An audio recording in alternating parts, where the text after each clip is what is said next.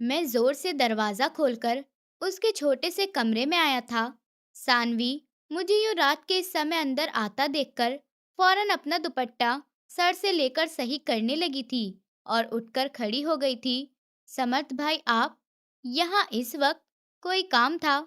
सानवी की बात अभी पूरी भी नहीं हुई थी कि मेरे हाथ का थप्पड़ खाकर वो चकराकर जमीन पर गिर पड़ी थी।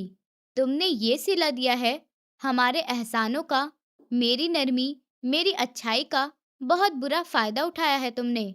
माँ सही कहती थी, तुम्हें सर चढ़ाकर गलती कर दी मैंने। हमेशा तुम्हारे साथ नरमी से पेश आया और तुमने मुझे ही डस लिया।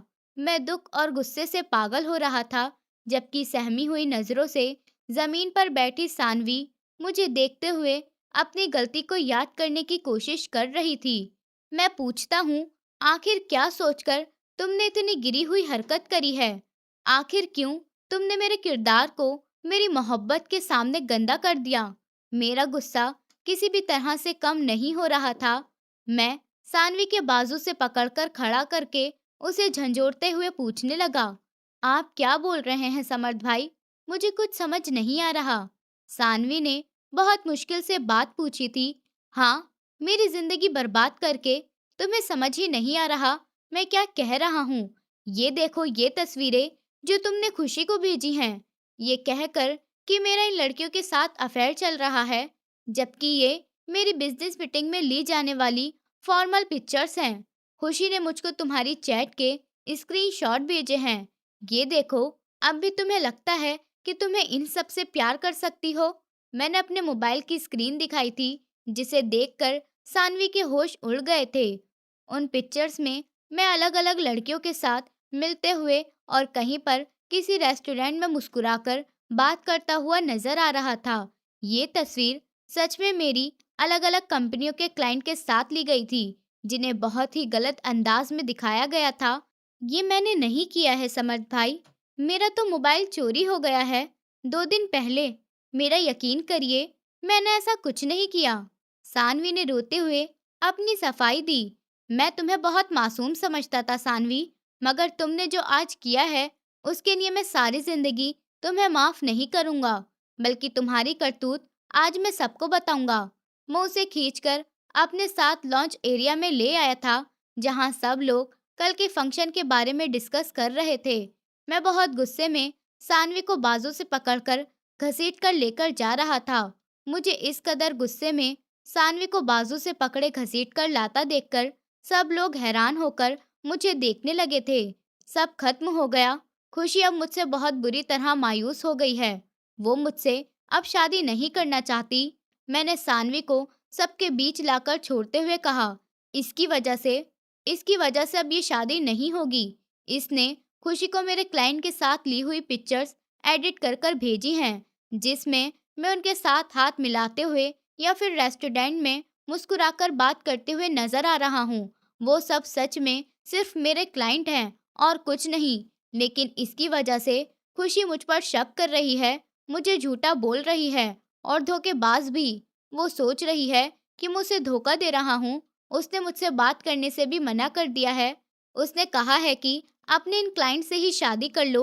मुझे अब आज के बाद कॉल करने की कोशिश भी मत करना। वो मुझे धोखेबाज समझ रही है, सिर्फ इस लड़की की वजह से। पूछिए इससे, इसने ऐसा क्यों किया? मैं टूटे हुए अंदाज में सबको सच्चाई बता रहा था। सच्चाई सुनकर सब लोग हैरान होकर अपनी जगह से खड़े हो गए। मेरी माँ रोती हुई सानवी को कोसते हुए उसकी तरफ बढ़ी थी कि दादी बीच में आकर उन्हें रोक गई थी। मैंने ऐसा कुछ नहीं किया है नानी, मेरा यकीन करो। मेरा जो मोबाइल है वो चोरी हो गया है। मुझे नहीं पता ये सब कैसे और किसने किया है। सानवी ने रोते हुए दादी को देखा था। समझ, जरा सोच समझ कर बोलो, इस बच्ची को क्या जरूरत है तुम्हारे साथ ऐसा करने की? वो क्यों करेगी ऐसा? दादी ने उसकी तरफदारी की थी क्योंकि ये समझ भाई से प्यार करती है। इसने मुझे खुद बताया था। मुझे सोच में पड़ते देखकर नेहा ने फौरन एक और चाल चली थी। रुकिए समझ भाई, अभी देख लेते हैं ये झूठ बोल रही है या सच। मैं इसका कमरा चेक करती हूँ कि क्या इसका मोबाइल सच में चोरी हुआ है, ये इसने कहीं छुपा कर रखा है। नेहा ने शक की नजर से सानवी को देखते हुए उसके कमरे की तरफ अपने कदम बढ़ाए थे। ये देखिए समर्थ भाई, इसकी कबर्ड से ही ये फोन मिला है। नेहा कुछ ही देर में न जाने कहां से सानवी का फोन हाथ में लिए वहां आई थी। अब भी झूठ बोलोगी कि तुमने कुछ नहीं किया? मुझे नहीं पता था कि तुम इस कदर चालाक और घटिया लड़की हो। तुम्हारी वजह से मेरी मोहब्बत मुझसे दूर हो गई। मैंने नेहा के हाथ से फोन लेते हुए सानवी के सामने किया था, जो खुद शौक से अपने मोबाइल को देख रही थी। गुस्से से कहते हुए मैंने उसका मोबाइल जोर से जमीन पर दे मारा और वहां से चला गया। सानवी ने एक नजर अपने टूटे हुए मोबाइल पर डाली और फिर मेरी माँ के ताने और डांट सुनकर और दफा होने का सुनकर रोते हुए घर के एक कोने में बने अपने छोटे से कमरे की तरफ भाग गई। शादी वाले घर में अचानक ही माहौल खराब हो गया था। कल मेरी शादी थी मेरी क्लास फेलो खुशी के साथ, जिससे मेरी सगाई 2 साल पहले हो गई थी। हम दोनों एक दूसरे से बहुत मोहब्बत करते थे। 2 साल पहले हमारी सगाई हुई थी और अब शादी से एक दिन पहले ये सब हो गया था कि अब खुशी मेरी शक्ल देखने के लिए भी तैयार नहीं थी। कल शादी थी और अब अचानक होने वाले केस पर सब बहुत परेशान थे, सिवाय नेहा और उसके भाई राहुल के, क्योंकि राहुल भी खुशी से बहुत प्यार करता था, लेकिन खुशी ने राहुल के बदले मेरा प्यार अपनाया था। इस सब मामले के पीछे नेहा और राहुल ही थे। पहले उन्होंने मेरे लैपटॉप से मेरी बिजनेस फोटोज निकाली थी और फिर एडिट करके गलत तरीके से इस्तेमाल करते हुए सानवी का मोबाइल चोरी करके खुशी को उसके नंबर से मैसेज भेजे, ताकि उनका काम भी हो जाए और सारे इल्ज़ाम सानवी पर आ जाएं। उसकी हैसियत वैसे भी इस घर में नौकरानी जैसी थी। वो दोनों ही जानते थे कि घर में कोई भी उसकी बात का यकीन नहीं करेगा। फिर उन्होंने ही ऐसा खेल खेला था कि किसी को उन पर शक ही नहीं हो सकता था। मेरी दादी के 2 बेटे और एक बेटी थी। बड़े बेटे का इकलौता बेटा सिर्फ मैं था और छोटे बेटे का एक बेटा राहुल और एक बेटी नेहा थी, जबकि उनकी बेटी और दामाद एक कार एक्सीडेंट में मारे गए थे। और तब से उनकी इकलौती बेटी सानवी, जो जब 10 साल की थी, हमेशा के लिए अपनी नानी के साथ इस घर में आ गई थी। ऐसा है, वो बिल्कुल अकेली रह गई थी।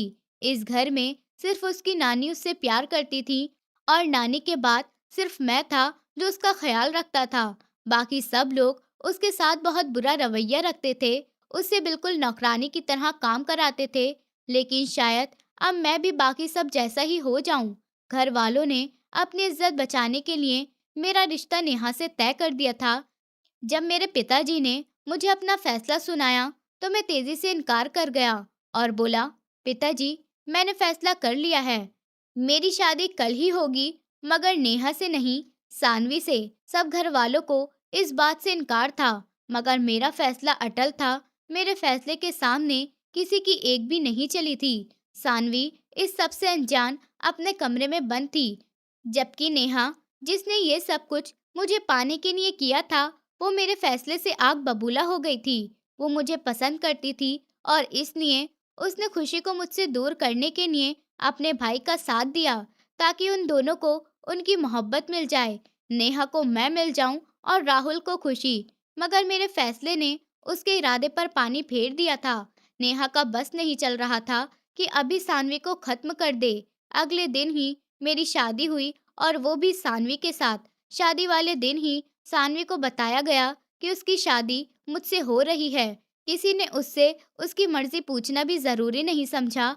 सानवी ने बहुत इनकार करना चाहा, लेकिन उसकी एक नहीं चली। अब की बार तो दादी भी मेरे अटल फैसले के सामने खामोश हो गई थी। शादी के दिन खुशी की जगह सानवी मेरी पत्नी बनकर मेरे कमरे में बैठी थी। सानवी सुकड़ी हुई सी और डरी हुई दुल्हन के कपड़ों में बेड पर बैठी थी। बहुत शौक था ना तुम्हें मुझसे शादी करने का? अपनी घटिया मोहब्बत के लिए तुमने मेरी खुशी, मेरी मोहब्बत दांव पर लगा दी। अब मैं तुम्हारी जिंदगी बर्बाद करके तुम्हारी सारी खुशियां छीन लूंगा। मैं जोर से कमरे का दरवाजा खोलकर अंदर आया और आते के साथ ही सानवी को बाजू से पकड़कर अपने सामने खड़ा करते हुए बोला, मोहब्बत करती हो ना मुझसे? इसी मोहब्बत के लिए मेरी खुशी को मुझसे दूर कर दिया तुमने। अब तुम भी पूरी जिंदगी मुझसे शादी करने के बाद भी मेरी मोहब्बत के लिए तरसोगी, मगर तुम्हारे हिस्से में सिर्फ मेरी नफरत आएगी। याद रखना, कभी मुझसे कोई उम्मीद लगाने की कोशिश भी मत करना। अब मैं तुम्हें बताऊंगा, मोहब्बत ना मिलना किसे कहते हैं। उसी बुरी तरह से झंझोड़ते हुए मैं वॉशरूम की तरफ बढ़ गया था। मैं कपड़े चेंज करके कुछ ही देर में वॉशरूम से निकला था। सानवी अभी तक अपनी सिसकियां दबाई हुई वहीं पर खड़ी थी। ये जमकर क्यों खड़ी हो? जाओ, ये कपड़े चेंज करो, और हाँ, इधर नीचे फर्श पर ही बिस्तर बिछाकर सो जाना। मैं चाहता हूँ कि तुम अपनी औकात हमेशा याद रखो। तुम्हारी यही हैसियत रहेगी मेरी जिंदगी में। जितना हो सके मुझसे दूर रहने की कोशिश करना, और मेरी चीजों से भी दूर रहना। और अपनी ये चालाक शक्ल मुझे तुम मत दिखाना। मैंने सख्त लहजे में कहते हुए बिस्तर पर लेटकर आंखें बंद कर ली थी, और सानवी कितनी ही देर वहीं पर खड़ी आंसू बहा रही थी। ये सी सी बंद करो। अब अगर तुम्हारे हलक से आवाज भी निकली तो मैं तुम्हें यहीं कमरे की खिड़की से धक्का दे दूंगा। मेरे सख्त लहजे पर सानवी ने अपने मुंह पर हाथ रखते हुए अपनी सिसकियों को अपने मुंह में ही दबा लिया। सानवी जब थक गई तो कमरे में बिछे कारपेट पर ही सोने के लिए लेट गई थी। सुबह जैसे ही मेरी आंख खुली तो बिस्तर से नीचे उतरते ही मेरी नजर सामने ही कुछ कदम दूर के फासले पर सुकड़ी सिमटी सानवी पर गई, जो कि बिना किसी बिस्तर या चादर के ऐसे ही कारपेट पर करवट लिए लेटी हुई थी। उसके गाल पर पड़ा हुआ थप्पड़ का निशान अभी तक दिख रहा था।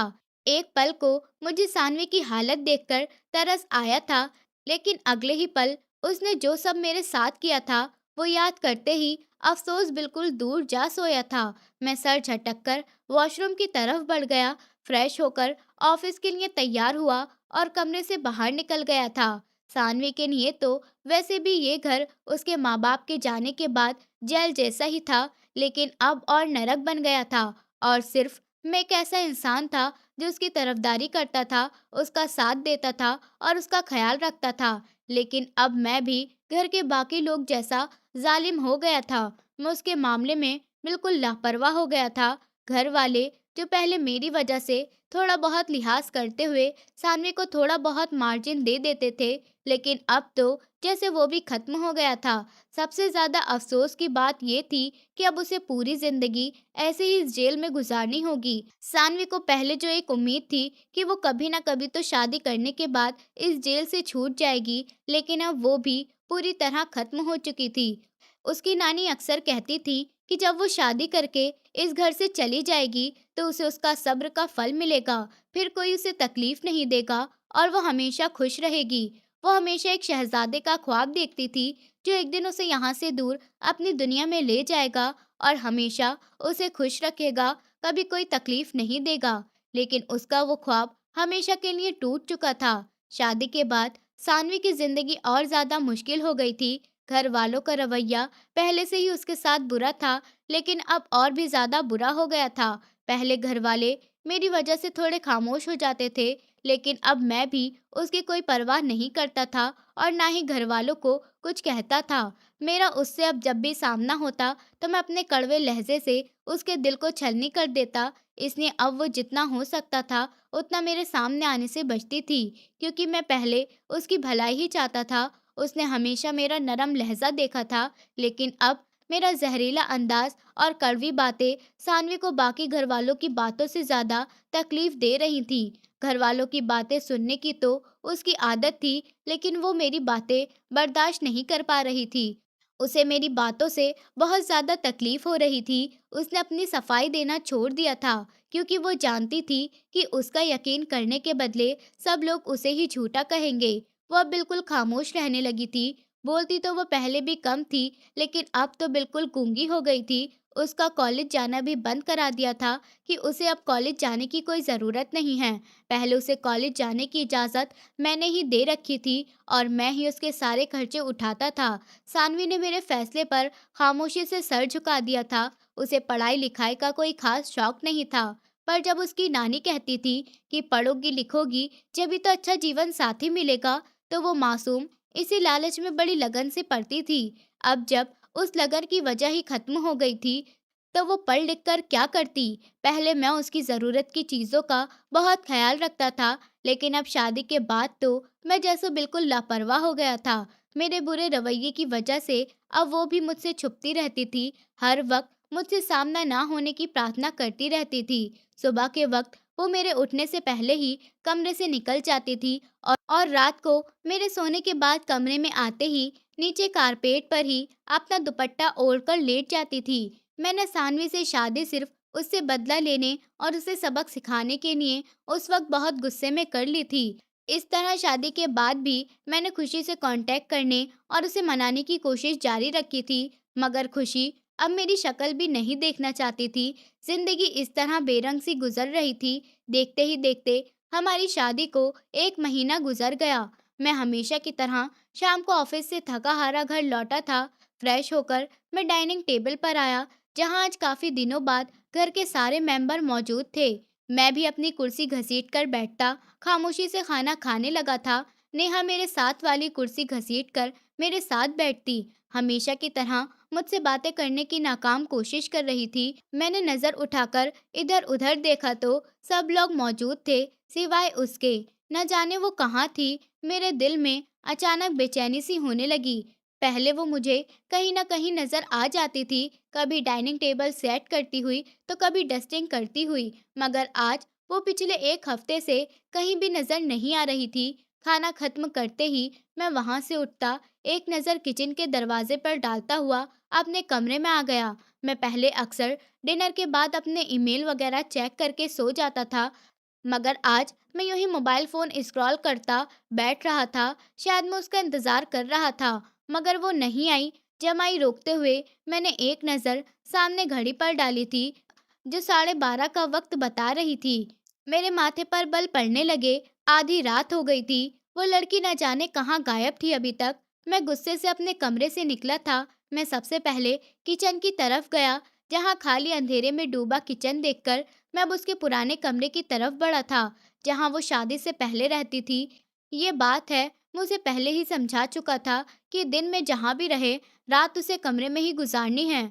मैं बहुत ही गुस्से की हालत में उसके कमरे के दरवाजे के सामने रुक गया था। उसे देखकर मेरे कदम जम गए थे। वो रात के इस समय हाथ जोड़कर बैठी ऊपर वाले से रो रो कर प्रार्थना कर रही थी। वो पूरी कांप रही थी। उसे देखकर मुझे भी अपने आप कांपता महसूस हुआ।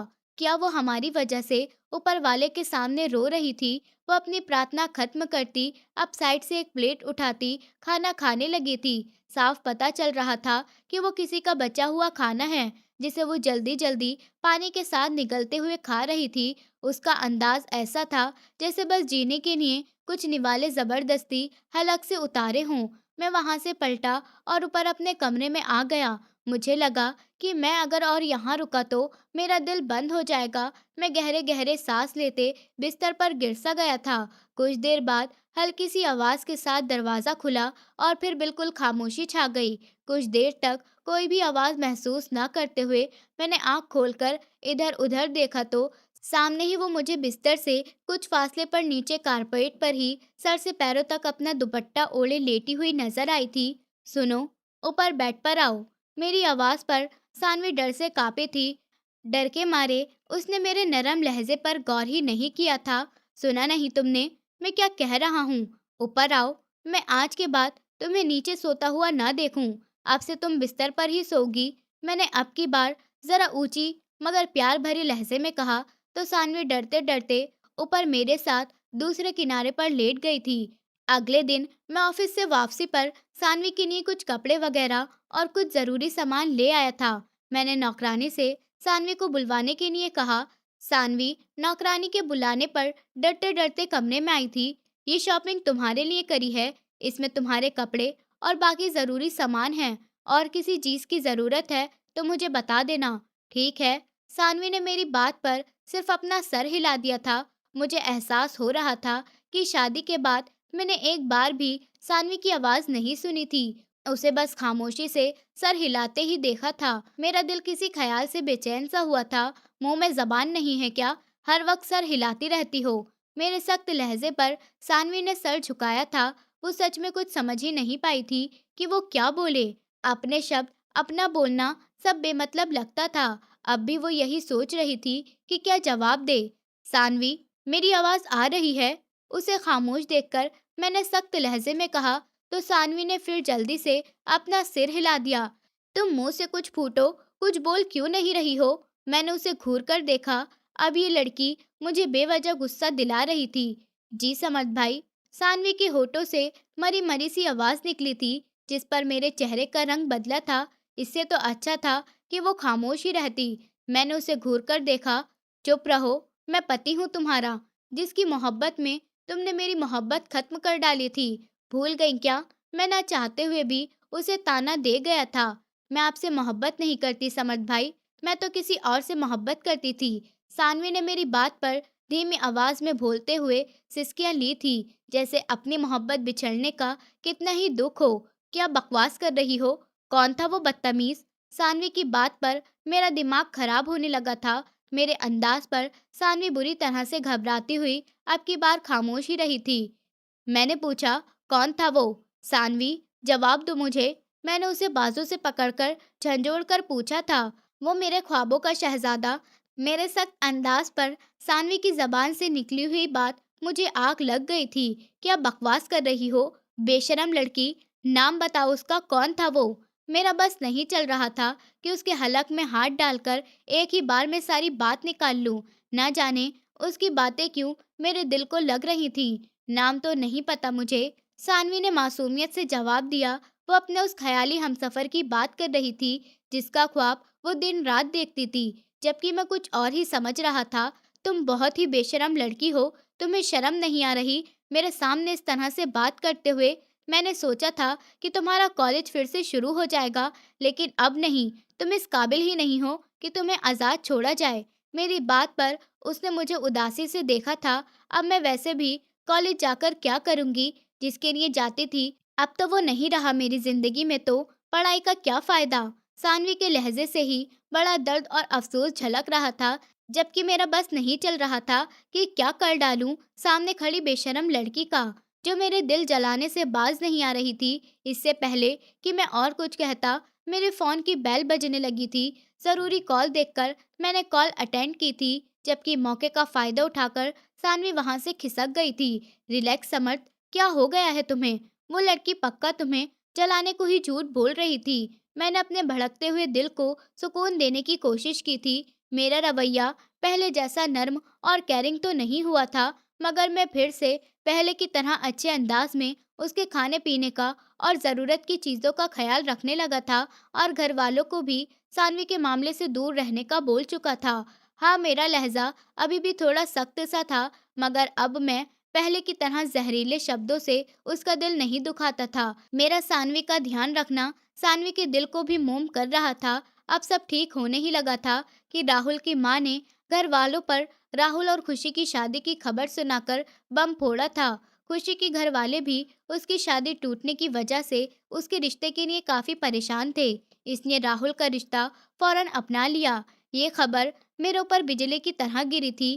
क्या खुशी के दिल में मेरे लिए सिर्फ इतनी ही मोहब्बत थी? अगले हफ्ते शादी थी। मैंने एक बार फिर खुशी से कांटेक्ट किया, मगर वो भी जिद में आकर मुझे सुनाकर फोन रख गई थी। मैं इस सबसे परेशान बिजनेस मीटिंग का बहाना बनाकर आउट ऑफ सिटी चला गया था, क्योंकि मैं अपनी आंखों के सामने खुशी की शादी होते हुए नहीं देख सकता था।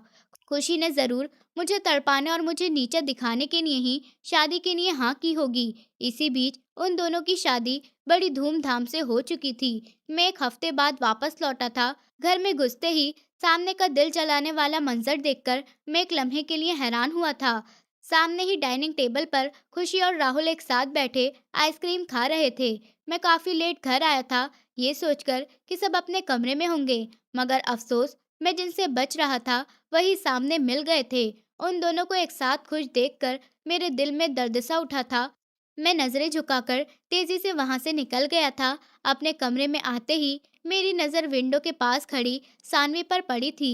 अगर ये लड़की वो सब ना करती तो मेरी मोहब्बत आज मेरे पास होती। मैंने जलती आंखों से सानवी को देखा था। मैं कदमों को बढ़ाता उसके पास पहुंच गया था। उसे बाजू से पकड़कर एक झटके से अपने करीब किया।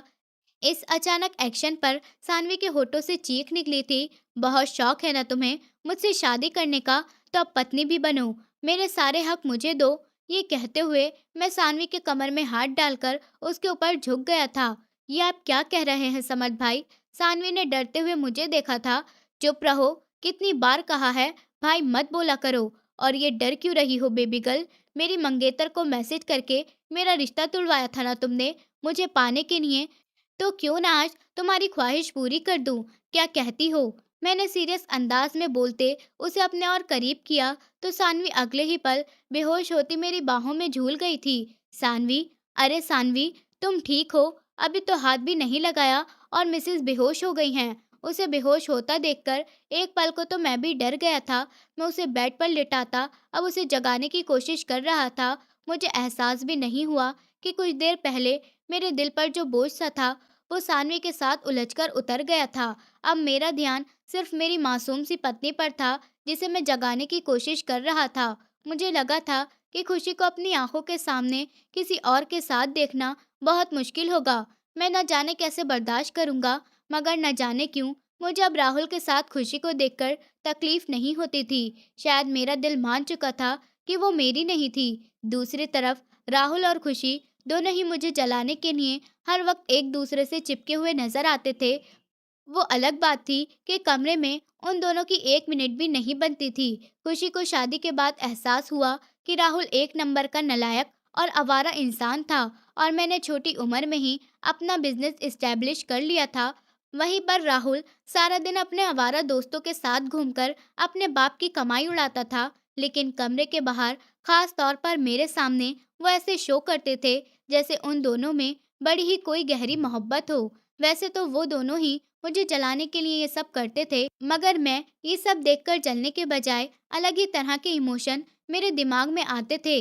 जब मैं खुशी को राहुल को खाना पीना या कॉफी सर्व करते हुए देखता तो मेरे दिल में भी एहसास आते कि काश मेरी पत्नी भी मेरा ख्याल रखती। उन दोनों को हर वक्त एक दूसरे के साथ प्यार भरी बातों में लगा देखकर मेरा भी दिल चाहता था कि सानवी भी ऐसे ही मुझसे मोहब्बत जताए, मेरा ख्याल रखे, मेरे सारे काम अपने हाथों से करे। लेकिन एक वो थी जो मुझे देखते ही गायब हो जाती थी, जैसे मैं कोई जिन हूँ। उसका तो बस नहीं चलता था कि मेरे और अपने बीच एक बड़ी सी दीवार खड़ी कर दे ताकि हम एक दूसरे को देख ही ना पाए। मुझसे प्यार भरी बातें करने के बजाय वो तो पूरा दिन गूंगी बनी रहती थी और मेरे काम तो वो क्या ही करती थी। वो तो मेरी चीजों को हाथ लगाने से भी डरती थी, जैसे मैं कोई बम हूँ। अगर वो मुझे छुएगी तो मैं फट जाऊंगा, और अगर मैं जरा सा उसके पास जाने की कोशिश करता तो मिसेस बेहोश हो जाती थी। लेकिन फिर बाद में मुझे एहसास होता था कि मेरे कहने पर ही वो मुझसे दूर रहती है। मैंने ही उसे अपने आप से दूर रहने को कहा था। मैंने ही उसे अपनी चीजों को हाथ न लगाने के लिए कहा था। लेकिन वो मेरे पास आने की कोशिश तो कर ही सकती थी। वो तो मुझसे कुछ ज्यादा ही दूर रहती थी। मुझे अब गुस्सा आने लगा था कि आखिर वो कैसी पत्नी थी जिसे पति की कोई फिक्र ही नहीं थी, कोई एहसास ही नहीं था। वो मेरा ख्याल रखने की बजाय मुझसे छुपने और बचने की कोशिश में लगी रहती थी। अब ऐसा भी कोई जुल्म नहीं किया था मैंने, जैसे वो लड़की मुझसे डरती थी। ये कैसी मोहब्बत थी उस लड़की की? मोहब्बत करने वाले ऐसे तो नहीं होते हैं। वो तो महबूब की एक नज़र के लिए अपनी जान तक दे देते हैं, उसका ध्यान हासिल करने की कोशिश में लगे रहते हैं। लेकिन वो लड़की तो मुझसे बिल्कुल लापरवाही रहती थी। मुझे याद है कि शादी के बाद एक बार भी सानवी ने मेरा ध्यान अपनी तरफ खींचने की कोशिश भी नहीं की। मेरा ध्यान, मेरी मोहब्बत पाने की कोशिश की हो। मुझे कहीं न कहीं लगता था कि मेरी लापरवाही पर, मेरे ध्यान न देने पर वो लड़की टूट जाएगी, वो मेरी मोहब्बत को तरस जाएगी। और मैं यही चाहता था, जैसे मैं तरसा हूँ अपनी मोहब्बत के लिए, वैसे ही वो लड़की भी तरसे। मुझे लगता था कि वो भी मुझसे मोहब्बत करती है, इसी मकसद के लिए तो शादी की थी। लेकिन वो लड़की तो उल्टा मुझसे दूर रहने पर ही बड़ा खुश रहती थी, जैसे मुझसे जान छुड़ाकर बहुत खुश हो। वो लड़की तो क्या ही तरसती मेरी मोहब्बत के लिए, उल्टा अपनी लापरवाही और मासूमियत से मुझे अपने लिए तरसाने लगी थी। मैं अब चाहता था कि वो मुझसे मोहब्बत करे, मेरे आगे पीछे फिरे, जैसे खुशी राहुल के आगे पीछे फिरती थी। न जाने क्यों जिस लड़की को तकलीफ देने के लिए मैंने शादी की थी, आज मैं उसकी मोहब्बत चाहता था। शायद हमारे रिश्ते की खूबसूरती थी, या मेरे दिल में उस लड़की के लिए मोहब्बत पैदा हो रही थी जिसे अभी भी मैं मनाने से इनकार कर रहा था। मैं आज फिर थका हारा अपने टाइम पर शाम को घर आया तो सामने ही वो दोनों पति पत्नी लॉन्ज में बैठे टीवी देख रहे थे। मेरे घर आने का टाइम फिक्स था और वो दोनों पति पत्नी इसी टाइम पर हमेशा लॉन्ज में ही रहते थे। उन दोनों की जिंदगी का मकसद शायद मुझे जलाना ही था और एक यही बात थी जिस वजह से वो दोनों एक साथ रहते थे। राहुल जरा रुके, मैं आपके लिए पॉपकॉर्न और चाय लेकर आती हूँ। खुशी के लहजे से शहद टपक रहा था। मैंने एक नज़र उन दोनों पर डालकर इधर-उधर नज़र घुमाई थी और अपनी पत्नी को हमेशा की तरह अपने आने पर स्टोर रूम में छुपते देखकर मेरा पारा एकदम हाई हुआ था।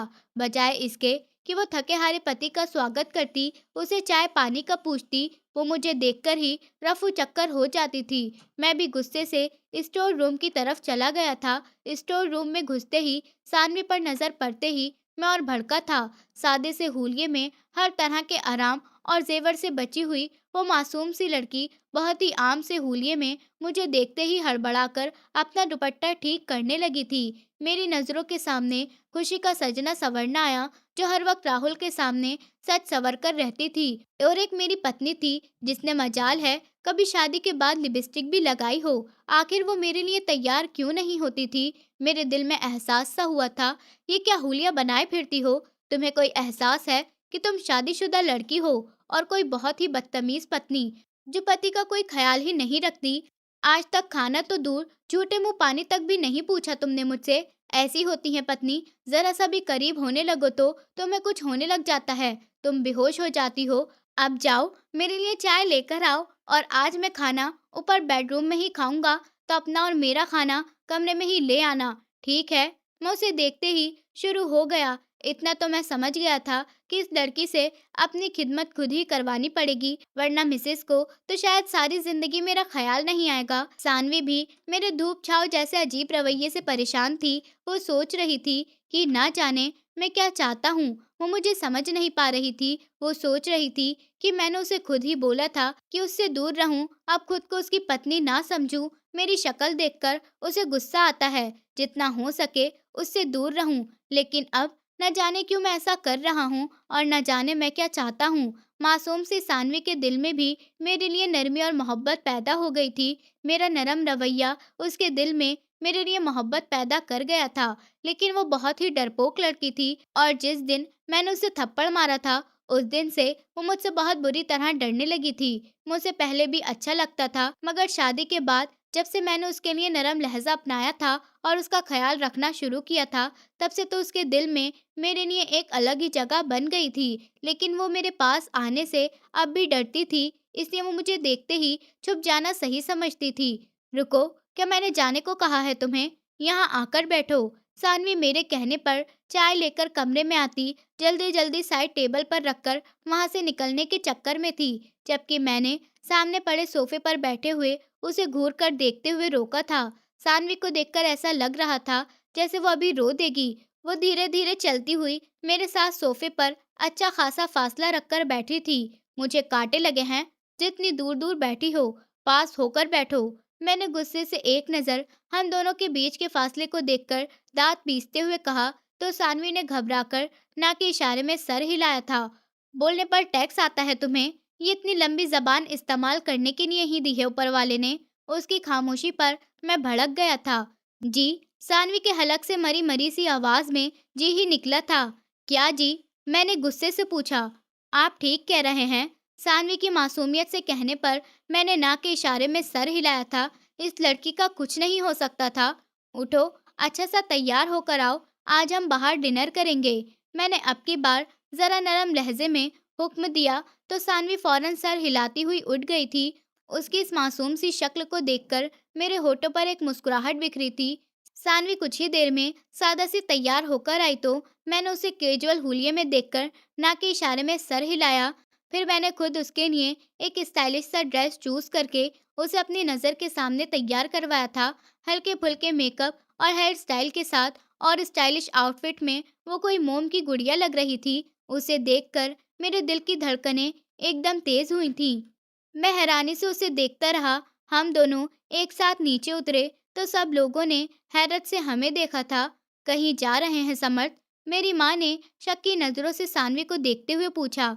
जी, मैं और सानवी डिनर पर जा रहे हैं। मैंने कहते हुए सानवी का हाथ पकड़कर बाहर की तरफ कदम बढ़ाए थे। पीछे राहुल, खुशी और नेहा को तो जैसे आग लग गई थी। खुशी को आज एहसास हो रहा था कि मुझे जलाने के चक्कर में वो राहुल जैसे इंसान से शादी करके बहुत बड़ी गलती कर बैठी थी, जिसकी जेब में 1 रुपया भी नहीं होता था। वो तो अपने खर्चे के लिए भी अपने बाप के सामने जाता था। वो खुशी की क्या जिम्मेदारी उठाता। इसी वजह से तो रोज उन दोनों में लड़ाइयाँ होती थी। खुशी के ताने सुनकर राहुल की भी मोहब्बत का भूत कुछ ही दिनों में उतर गया था। वो भी अब उसका ख्याल किए बगैर लड़ने लगता था।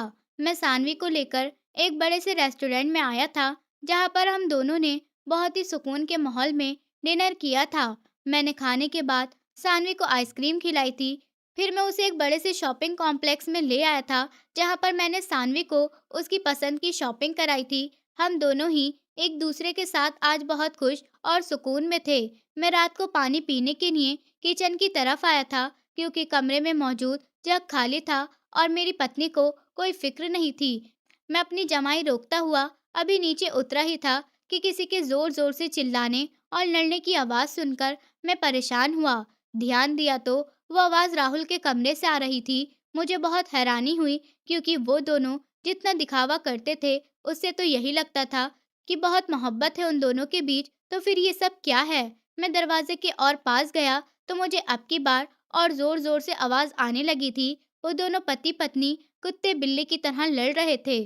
तुम कामचोर, आवारा इंसान, वैसे तो बड़ा मोहब्बत मोहब्बत करते थे, अब अपनी औकात पर आ गए हो। आखिर किया ही क्या है तुमने मेरे लिए?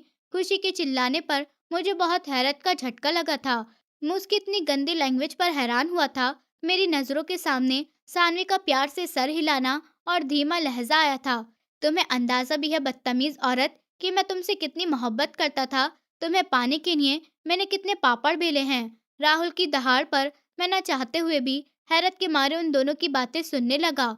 अच्छा, मैं भी तो सुनूं, ऐसा कौन सा कुआं खोदा है तुमने मेरे लिए? खुशी उसकी बात पर पूछने लगी। तुम्हें पाने के लिए मैंने सानवी का मोबाइल चोरी करके समर्थ की तस्वीरें तुम्हें भेजी थी, ताकि तुम उसकी असलियत देख सको।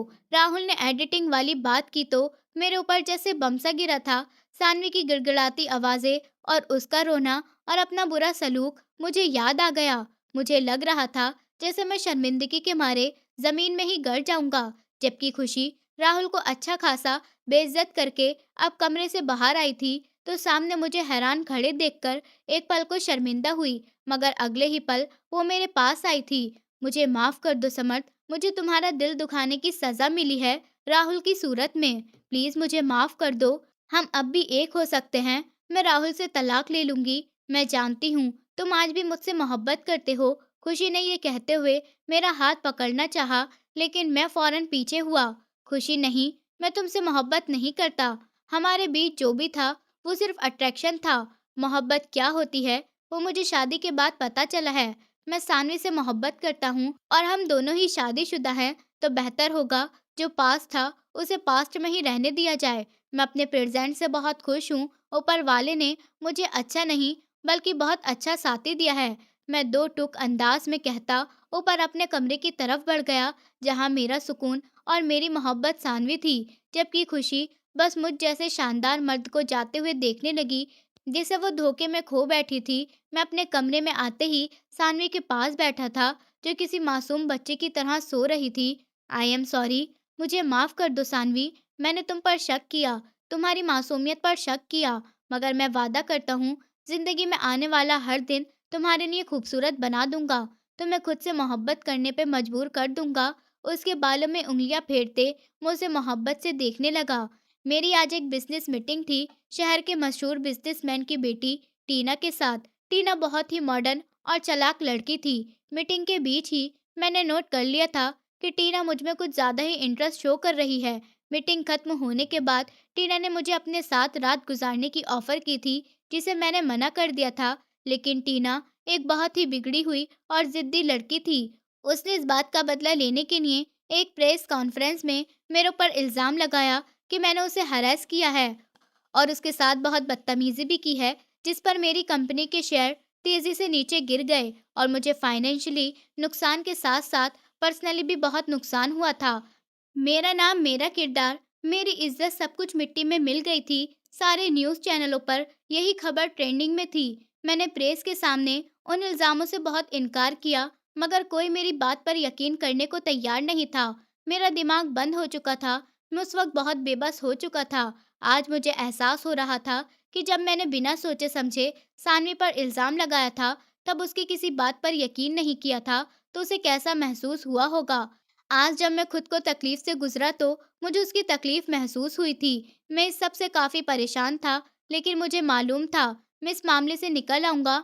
मगर टेंशन तो इस बात की थी कि अगर ये बात सानवी को पता चल गई तो क्या होगा? क्या वो भी खुशी की तरह मुझे ही कसूरवार ठहराकर सज़ा देगी? अगर उसने मुझे छोड़ने का फैसला कर लिया तो फिर मैं क्या करूँगा? क्या अब की बार भी मैं अकेला रह जाऊँगा? मेरे दिमाग में आते ही ये अजीबो-गरीब सोचें मुझे बुरी तरह बेचैन कर रही थी और डरा रही थी। मैं सानवी को खोने से बहुत डर रहा था कि अब वो भी यही सोचेगी कि सारी गलती मेरी है। मैं झूठ बोल रहा हूँ। मैं थका-हारा सा घर लौटा तो कमरे में ही सानवी को परेशानी से टहलता देखकर मैं वही पत्थर हो गया था। तो क्या उसे पता चल गया था? आप आ गए। आप ठीक तो हैं? ये टीवी चैनल वाले क्या कह रहे हैं समर्थ? मुझे यकीन है आप ऐसा नहीं कर सकते। सानवी ने भागकर मेरे पास आते हुए भीगे लहजे में कहा, तो मेरी अटकी हुई सांसें चल पड़ी थीं। मैंने अगले ही पल सानवी को अपने सीने से लगा लिया था। मेरे लिए सानवी सच में बहुत कीमती थी और ऊपर वाले के इस कीमती तोहफे को मैं हमेशा संभाल कर रखने वाला था। आई एम सॉरी सानवी, मुझे माफ कर दो। मैंने बहुत बुरा किया, तुम पर बिना किसी सबूत के इल्जाम लगाया। देखो, आज ऊपर वाले ने मुझे भी इस हाल में पहुंचा दिया है। मुझे कभी मत छोड़ना सानवी, तुम मेरे दिल का सुकून और मेरी इकलौती मोहब्बत हो। मैंने सानवी को गले से लगाते ही प्यार भरे लहजे में कहा था। मेरी बातें सानवी को पिघला गई थी। वो सोच रही थी कि मैं सच में शहजादा ही था, उसके ख्वाबों का शहजादा, उसका समर्थ। मैंने इस मामले पर काबू पा लिया था। मैंने उस दिन होने वाली मीटिंग की वीडियो मीडिया को दिखाई थी, जिसमें टीना ने खुद मुझे घटिया ऑफर दी थी। उसकी असलियत सामने आते ही मेरे हालात बेहतर हो गए थे और टीना के खिलाफ कानूनी कार्रवाई की गई थी। सब कुछ पहले जैसा हो गया था और सानवी भी मेरे साथ बहुत खुश थी। मैं जैसे ही ऑफिस से थका हारा घर आता तो वो मेरा बैग मेरे हाथ से लेकर कमरे में रखती, मुझे चाय पानी का पूछती और मेरे लिए खाना भी खुद ही लगाती थी। मैं सानवी से बहुत मोहब्बत करता था, मैं उसे कभी खोने का सोच भी नहीं सकता था और शायद सानवी भी अब मुझसे उतनी ही मोहब्बत करने लगी थी। मुझे एहसास हो गया था कि खुशी मेरे लिए बिल्कुल भी ठीक नहीं थी। ऊपर वाला जो करता है हमारे अच्छे के लिए करता है, इसलिए सानवी आज मेरे साथ है। नेहा की शादी एक बहुत ही सख्त खानदान में हुई थी। उसका पति रोज हाथ उठाता था और उसे रोज मारता था और उसके घर वाले भी उसके साथ नौकरों वाला सलूक करते थे। नेहा बिल्कुल नौकरों की तरह उस घर में रह रही थी। राहुल के कामचोरी से तंग आकर खुशी उसे छोड़कर चली गई थी, जबकि वो खुद अपने आवारा दोस्तों के साथ नशे की हालत में पकड़ा गया था। पुलिस वाले उसे छोड़ने को तैयार नहीं थे, जबकि उसका बाप हर मुमकिन कोशिश कर रहा था। उन दोनों भाई बहन को उनके किए की सजा ऊपर वाले ने खुद दी थी। मैंने सानवी के लिए एक खूबसूरत सा घर खरीदा था। हम दोनों अब वहां शिफ्ट हो गए थे, क्योंकि घर के सब लोग सानवी के साथ नौकरों वाला सलूक ही रखते थे, सिवाय दादी के। कोई भी सानवी से ठीक से बात भी नहीं करता था। ये सब अब मुझसे बर्दाश्त नहीं होता था।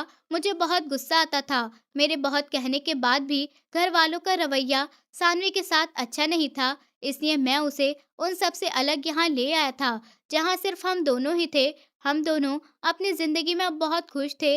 वो मेरा बहुत ख़्याल रखती थी और मैं भी उसका बहुत ख़्याल रखता था। एक दिन मैं रोज़ की तरह थका-हारा ऑफ़िस से घर लौटा तो आज मुझे सानवी कहीं नज़र नहीं आ रही थी, तो मुझे टेंशन सी होने लगी थी। मैंने घबराते हुए पहले किचन में देखा, वो वहाँ नहीं थी। फिर मैं सीधा अपने कमरे में चला गया। सानवी वहाँ पर लेटी हुई थी। उसे देखते ही मेरे दिल को थोड़ा सुकून हुआ था। मैं उसके पास जाकर बैठा और उसे छुआ तो पता चला उसे बहुत तेज बुखार हो रहा है। सानवी, सानवी तुम ठीक तो हो? मैंने घबराते हुए पूछा। हाँ मैं ठीक हूँ, बस थोड़े चक्कर आ रहे थे। आप आ गए, चलो हम डॉक्टर के चलते हैं। मैंने फिक्र में कहा। नहीं, डॉक्टर के जाने की जरूरत नहीं है, मैं ठीक हो जाऊंगी। उसने इनकार करते हुए कहा। नहीं चलो एक बार चलते हैं। मेरी जिद के आगे उसकी नहीं चली। क्या हुआ डॉक्टर, सब ठीक तो है? डॉक्टर के हाथ में रिपोर्ट थी। मैंने उनसे फिक्रमंदी से पूछा। जी जी, सब ठीक है, कोई टेंशन की बात नहीं है, बल्कि खुशखबरी है। आप दोनों माँ-बाप बनने वाले हैं। क्या सच में? मैंने हैरानी और खुशी से पूछा।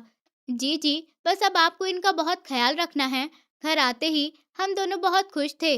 मैंने खुशी से सानवी को सीने से लगा लिया था। सानवी को आखिर अपना शहज़ादा मिल गया था, जो सच में उसको अलग दुनिया में ले आया था, जहाँ कोई गम नहीं था, सिर्फ़ खुशियाँ ही खुशियाँ थीं। दोस्तों, उम्मीद करती हूँ आपको हमारी कहानी पसंद आई होगी। कहानी पसंद आई है तो वीडियो को लाइक करें, चैनल पर नए हैं तो चैनल को सब्सक्राइब करें और हाँ, नोटिफ़िकेशन बेल को ज़रूर दबाएँ ताकि अगली अपडेट सबसे पहले आपको मिले।